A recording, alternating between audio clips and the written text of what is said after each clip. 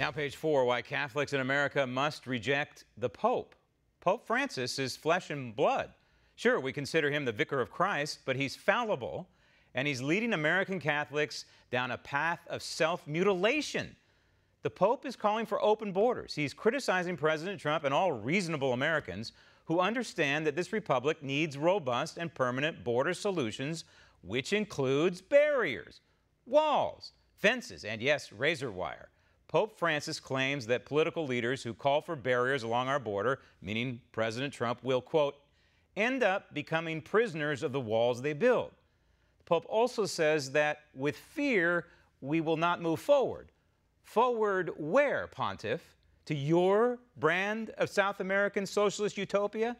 Dear Pope, why don't you tear down your walls around the Vatican? If this country were to listen to Pope Francis and leave our borders open, then this republic would quickly become a third world blight, just like most of the nations in his home continent. The Pope is just plain wrong, and practicing Catholics like yours truly need to let him know that despite being a very holy man representing Christ on earth, on the subject of U.S. immigration and border security, he's making a very costly and very human mistake.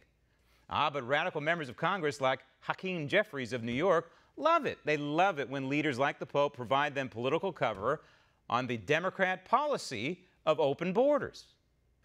Well, we are in the process of having a collective House Democratic Caucus-led discussion,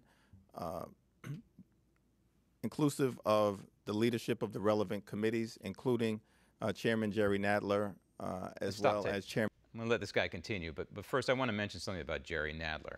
I believe when the epitaph of this country, this republic, is written, that Jerry Nadler will go down as the, George Mason of the destruction of this country. He's kind of quietly been on the sidelines for a couple of decades, chipping away and destroying our liberty, chipping away and destroying our United States Constitution.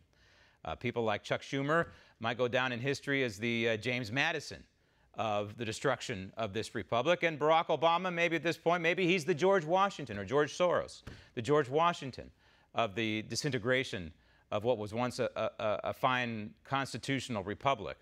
But Jerry Nadler and company, he's going to go down as one of those guys behind the scenes who did massive damage to this representative republic. Roll tape. Chairman Benny Thompson of the Homeland Security Committee.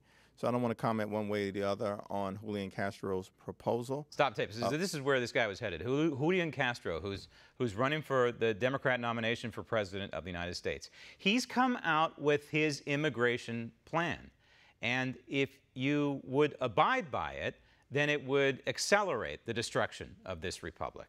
What is his plan calling for? Well, essentially calling for open borders, number one. He wants to tear down all the walls at the border. So he wants to get rid of the existing walls that keep, for example, the San Diego sector free and clear from attacks from the south of illegal immigration. He wants to destroy the double-layer fencing that works along certain sections of our border.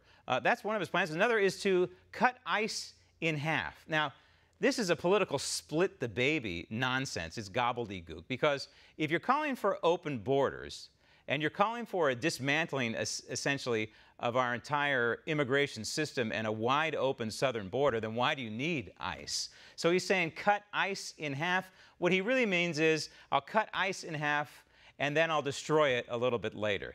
And he wants to effectively decriminalize illegal immigration. This is part of his plank.